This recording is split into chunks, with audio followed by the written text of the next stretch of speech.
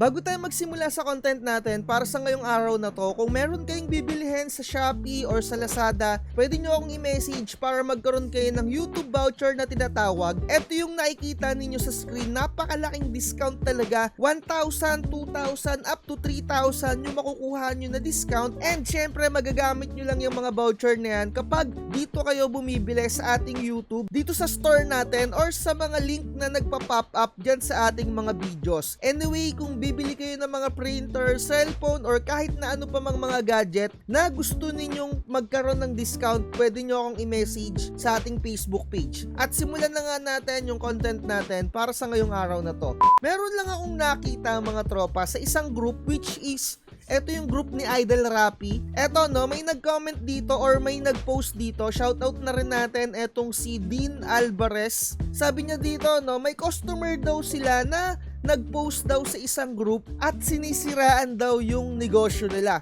So eto yung pinaka-istorya mga tropa. Nagpa-print daw yung pinaka-customer nila sa kanila na may dalang sariling papel or sticker paper. Kaya siguro nagdala siya ng sarili niyang papel para daw makales. Pero ang ini-expect ng customer niya, 50% daw yung discount. At eto na nga, presyo ng print daw nila sa A4 or sticker or photo paper ay 50 pesos. Ganyan din yung singilan ko dati mga tropa. Way back 2016 pa ata yan. And madalas daw siyang magpa-print sa labas daw ng sticker at photo paper dahil estudyante daw siya dati. Kumbaga parang kinukwento niya yung experience niya. 40 pesos daw ang singil sa kanya. Siguro parang dati nagagawa rin niya yun, di ba?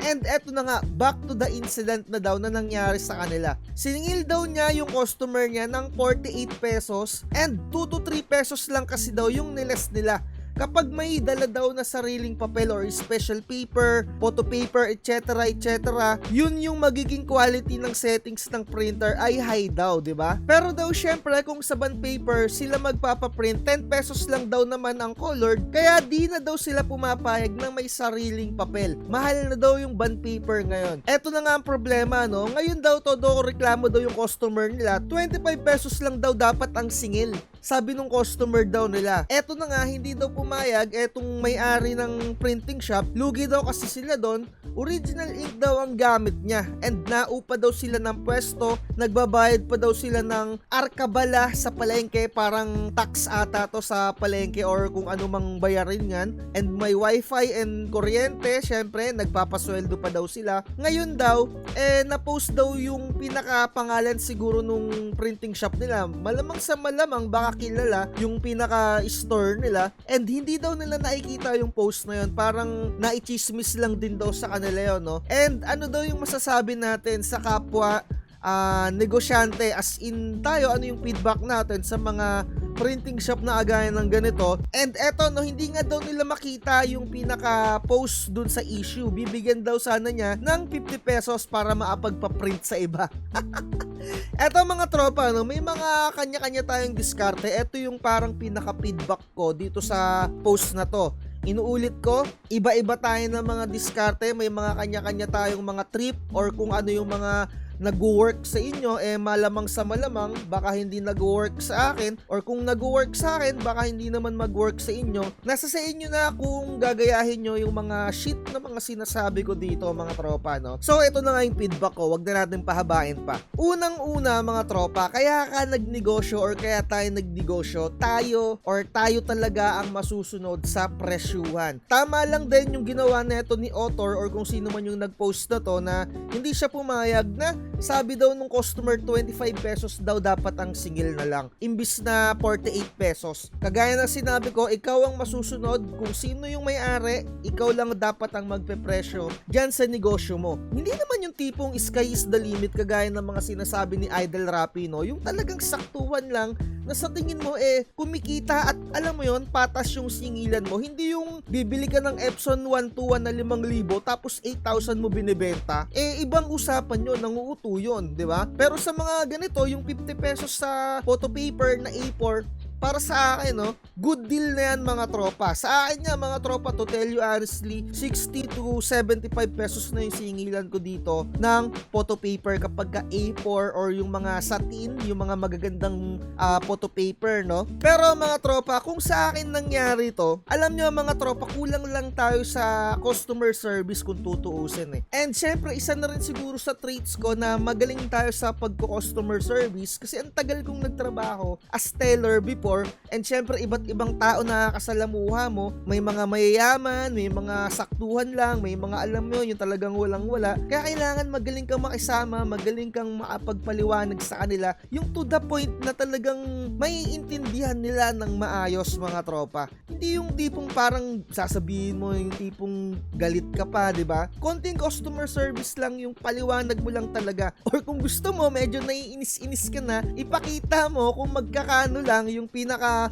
photo paper na yon, and syempre ipaliwanag mo na lang din talaga ng maayos kung magkano yung presyuhan ng ink, kung magkano yung nabibili mo ng ink, kung magkano yung printer mo, di ba? Worst case scenario na yun, no? Pero basta malumanay lang yung pagpapaliwanag mo, no? Sa akin, kapag ganyan, may nagpapaprint nga, no, nililes ko lang din talaga 5 pesos lang as in. Halimbawa, 50 pesos or 75 pesos yung pagpapaprint sa akin ng A4, 5 piso lang talaga nililes ko dyan. Syempre, naka-high din yung settings niyan. Ipaliwanag nyo din sa customer nyo na kapag plain settings lang, ayan yung usually na bond paper lang. And syempre, sasabihin nila dyan, i-plain settings mo lang. Sasabihin mo naman sa kanya na iba po ang buga ng ink nun kung ikukumpara mo sa photo paper yung ilalagay mo na media. Kumbaga, konti lang yung ma-absorb ng photo paper na yun, parang iisipin ng printer mo, bond paper lang yung nilalabas mo doon, kaya malabo yung pinaka magiging output. Per usually, hinahay ko talaga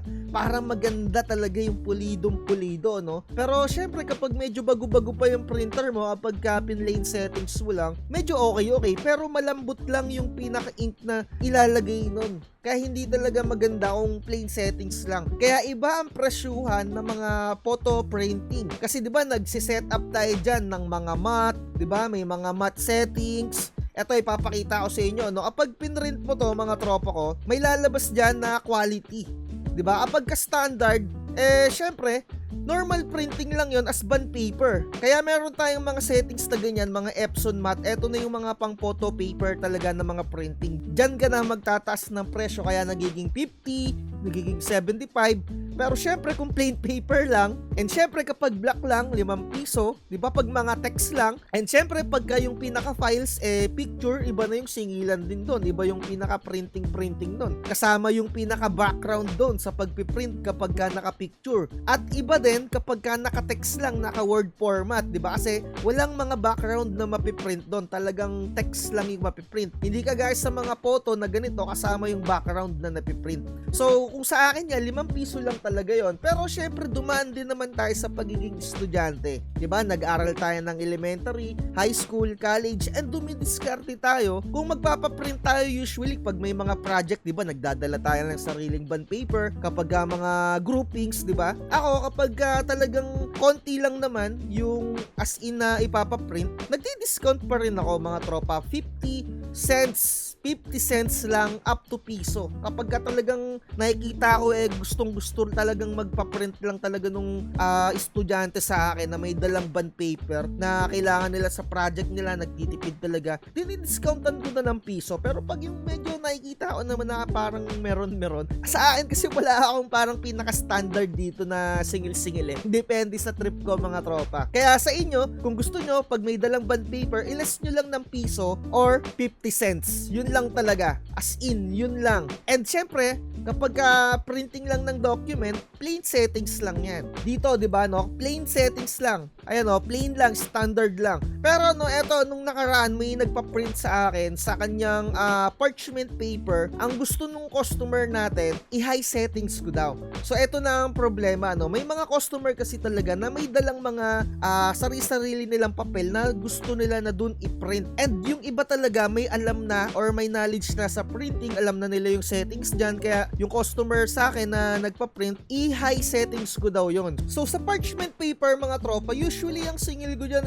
20 to 50 pesos ang singilan ko dyan. Pero dahil may dalang parchment paper yung tropa ko at gusto niya na i-high, nag-less na lang ako ng 5 pesos or 10 pesos. Nasa sa inyo na yan. Kasi alam niyo naman yung mga presyuhan ng mga papel di ba? And syempre, i-high settings mo pa yan. Kaya naman, di ba? Yun na yun. And eto pa, may mga senaryo na magdadala yung customer ninyo na hindi akma na mga GSM or hindi akma yung mga kapal nung pinaka-papel na ibibigay sa'yo or ipapakita sa'yo. May nagpa-print din sa akin nung nakaraan. Parchment paper din, another customer naman to. Parang 50 to 60 GSM yung pinaka-parchment paper niya. Hindi na kaya ng printer ko. Uunahan nyo na kagad yung customer ninyo. Kasi yung printer ninyo, alam ninyo yan kung ano yung capabilities dyan. Dapat maalam ninyo. So, inunahan ko na yung customer ko. Sabi ko, boss, susubuan ko muna kasi baka mag-paper jam. Diba? So, ayun na nga, nag-paper jam. Wala ka nang babayadan doon. Hayaan mo na sa kanya yung nasira na papel. Masisira pa yung printer mo kapag hindi kinaya yan. Diba? Mahirap na yung ma-paper jam na ma-paper jam. Masisira yung pinaka-printer head mo kapag tumama ng tumama yung pinaka-gusot-gusot na papel sa ilalim ng printer head. So, ang nangyari, ayun nga, bumili siya ng another set ng parchment paper. Good thing naman yung binili niya 90 GSM na kung hindi ako nagkakamali. Iba pa tong mga customer ko kasi usually yung mga nagpapaprint dito, yung parang mga taga-simbahan, may mga ganyan na may piniprint sila sa parchment paper Parang drawing or something. Hindi ko alam, parang itinatatak ata yun. Hindi ko masyado na tanong yung customer ko kung para saan niya gagawin Next time pag nagpa-print ulit siya sa akin. So ayun, nagle-less lang talaga ako ng 5 piso. And syempre kapag medyo may alam-alam yung customer mo, dadagdagan mo kasi hina-high settings, di ba? So makikita nyo naman yan. And ako sa mga sticker paper, yung mga ordinary na sticker paper, as in yung, alam nyo yung mga pang-waybill, yung mga dinidikit sa mga Lazada, sa mga parcel, dati ang singilan ko nun, 15 pesos to 20 pesos, mga ganyan. Parang naalala ko 15 pesos ata yun kasi wala na ako ng ganun And hindi na rin nagpapaprint sa akin yung customer ko na nag-waybill kasi parang nagsara ata yung online shop niya. And ayun, dati nagdadala siya ng pinaka-sticker, nililes ko lang ng 5, parang 10 piso lang yung paprint niya sa akin, 'di ba? Or minsan niya kapag sobrang dami, 5 piso na lang yung binabayaran niya sa akin kapag alam mo yon, black lang talaga, as in plain settings lang. Pero pag yung mga ganitong sticker paper, yung mga ganyan, yung mga QWAF na photo sticker and yung mga iTech na vinyl, pagka mga ganyan, iba kasi yung absorption niyan and iba rin yung mga settings dyan. And syempre, sisingilin mo sila dyan kung magkano singilan mo, less ka lang ng 5, diba? Let's say, sabihin mo na 50 pesos or 60 or 75, less ka lang ng 5. Yun na yung singil mo. Ganun lang talaga. And good thing parehas lang din kami ng naisip neto. Yun nga lang, sa kanya 2 to 3 pesos lang yung binabawas. Ako kasi nag-stick na ako sa 5 piso Minsan kinukumpit-kumpit ko rin kasi ang mga trope no? Kanya-kanya tayo ng mga trip Pero syempre ang pinaka-importante, aalamin mo yung capabilities ng printer mo. Kasi mamaya bigyan ka ng mataas na GSM, hindi naman kaya sa printer mo, 'di ba? Eto dati naalala ko may nagpa-print sa akin ng calling card. And wala kasi ako nung pinaka-papel na trip niya. Parang around 250 GSM din ata yon yung calling card na alam yon yung pagpiprintan. Siningil ko pa rin siya ng normal na as in para sa akin wala akong i-discount sa kanya kasi siya naman yung nagpumilit. Isingilin ko na lang din daw siya kung ano yung normal, basta dun ko lang din lang i-print yung pinaka calling card niya. May mga ganyan kasi kayong may encounter ng mga customer na hindi naman nagpapa-discount basta gusto nila dun i-print. And syempre kailangan alam mo talaga yung capabilities ng printer mo. Pero syempre kung mga tropa ko, kung gustong magpa-discount din, kung kaya naman ng printer nyo, singilin nyo lang ng normal. Kagaya nun, 5 pesos lang talaga. Wala nang mas leles pa doon. Yun na yung pinakasagad na sagad. Pero kung 300 GSM at yung printer nyo ay hindi kaya, pero meron kayong parang pinaka-specific na printer na kaya yon, tapos makapal, wag nyong discountan mga tropa.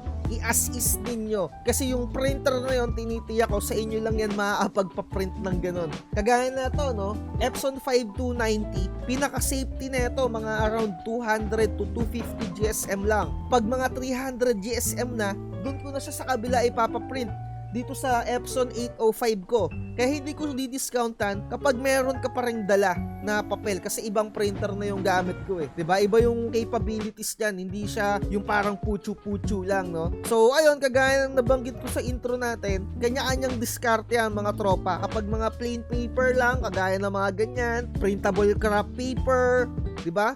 50 to 1 peso lang yung discount ninyo. So, ayun lang talaga yung gusto kong sabihin sa inyo. Huwag kayong, alam nyo, magpapadarag. Kung alam nyo naman yung negosyo ninyo, syempre, inaral ninyo yan kapag pinasok ninyo yan. Huwag kayong magpapamando. Kayo nga yung boss eh. Kayo yung may-ari ng business eh. 'Di ba? Yun na yun, mga tropa. Yun lang yung gusto kong iparating sa inyo. Konting push lang yung kailangan ninyo kasi syempre nag-struggle pa kayo dyan, and to tell you honestly, dati rin hindi ko rin alam tong mga ganito, and meron lang din talagang nagtuturo sa akin na taga Santa Cruz dati, taga Santa Cruz Laguna, nakalimutan ko na yung pangalan niya eh. During pandemic kasi yun lang talaga yung nilalapitan ko sa mga diskarte, kagaya nga nung pag magpapaserox nga ng colored.